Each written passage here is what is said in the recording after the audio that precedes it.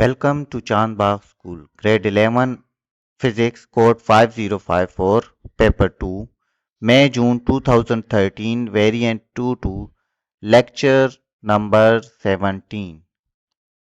Section B, question number 10.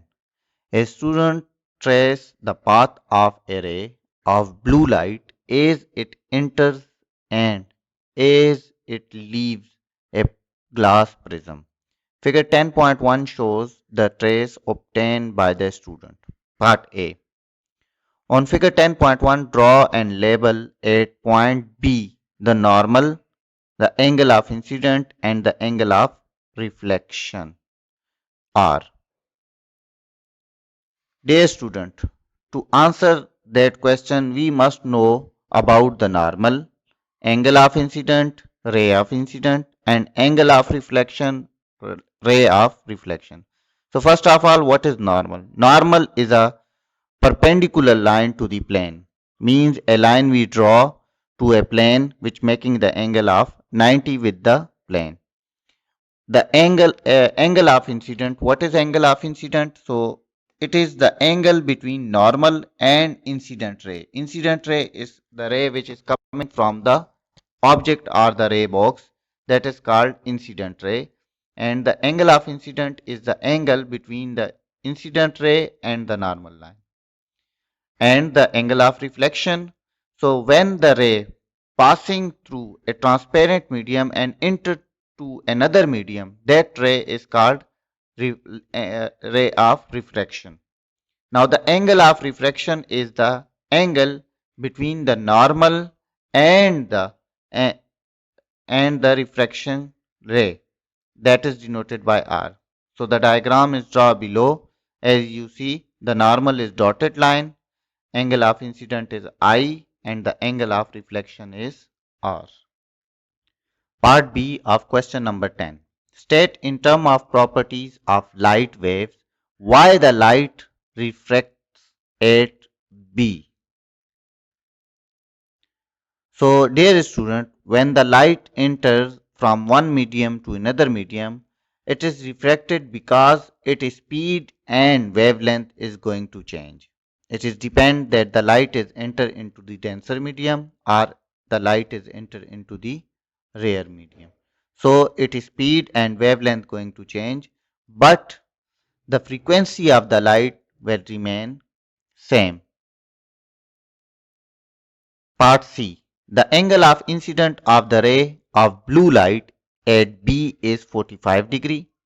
The reflective index of the glass is 1.5. Calculate the angle of refraction at B. Dear student, to answer that question, we must know the Snell's law. What the Snell's law say? Snell's law say that the ratio of angle sine of angle of incident and sine of angle of reflection is equal to a constant. So that constant is known as reflective index. So the formula mathematically can be written as reflective index n is equal to sine of I divided by sine of R. But in this question of part C, we have to find out the sine of R. So therefore, sine of R and n is replacing one another. So therefore, the formula has come out to be sine R is equal to sine I divided by n, where sine I is 45 and n is 1.5. So when we take the sine 45 and take the division on 1.5, we get 0.45. Now we want to find out the angle of reflection R. So therefore shifted the sign on another side, it will become sine inverse. So we will find out the sine inverse of 0.47. So the value of R is 28 degree. Dear student, this question contains 2 marks. So the 1 mark is of formula and the data putting in that formula, and the second mark of that answer. Part D, question number 10. The student performs another experiment with the ray of red light along the line AB. On the figure 10.1 shows the path taken by this ray of light as it is passing through and leaving the prism. Dear student, to answer that question, we must know what the prism can do. So the main feature of the prism is that it disperses the light. So the prism disperses the light in 7 colors in a regular arrangement, and that regular arrangement of colors are called spectrum. So from the prism we have red to violet. So red is deviated least and violet is deviated most. So why the question arises why the red is deviated least and the violet is deviated most? Because the wavelength of the red is longest and the frequency is least, where the violet has short wavelength but the maximum frequency. So if we compare between the red and the blue light, so the red has the longest wavelength, so it will be deviated least. But the blue has shortest wavelength, so therefore it will be deviated most. And the both colors after passing through the prism deviated from one another mostly. So it will be deviate from each another. Part E of question number 10. The student performs another experiment with the semicircular glass block and array of white light. Figure 10.2 shows the path taken by the ray of light as it entered the glass at a P until it hit the straight edges at Q. The student finds that there is no changing in the direction as the ray enters the glass at P and that no light passing out of the glass at Q.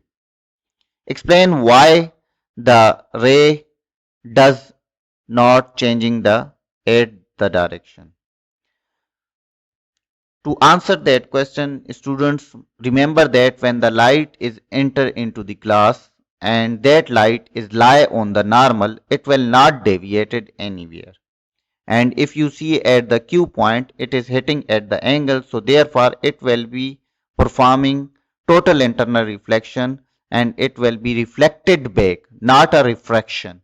It will be reflected back into the glass.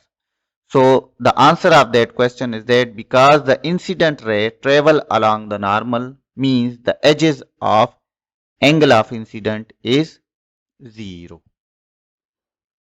Question number 10, part E, part 2. Explain why no light passes out of the glass at Q. Because the incident light which hitting the Q is greater than the critical angle. Dear student, the critical angle is that incident angle where the reflecting angle is 90 with the normal.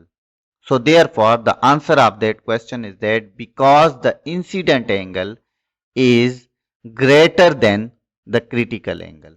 So we can say that it is due to the total internal reflection. Question number 10, part E, part 3. On figure 10.2, draw the complete path followed by this ray. So as we know in the given data, they give us the white light. The white light is passing the point P and hitting the point Q. So as I told you that when the angle of incident is greater than critical angle and the light is entering from rare medium to the denser medium, these two conditions will obey the conditions of total internal reflection. So therefore, the light will not be refraction, the light will be reflected back into the glass. So the path of correct figure is given below. Question number 10, part E and its part 4. The student directs the ray of white light into the glass along the different path so that the angle theta is slowly reduced. Describe what happened to the angle at Q. So the answer of this question is very simple that light emerging into the air at Q colored. At the same way, and reflecting is decreasing. Because the angle of incident is decreasing, so the angle of refraction will also be decreasing. I hope you understand the lecture. From this, our question 10 is completed. Next time, we will discuss the question number 11 of part B. Best of luck for next time.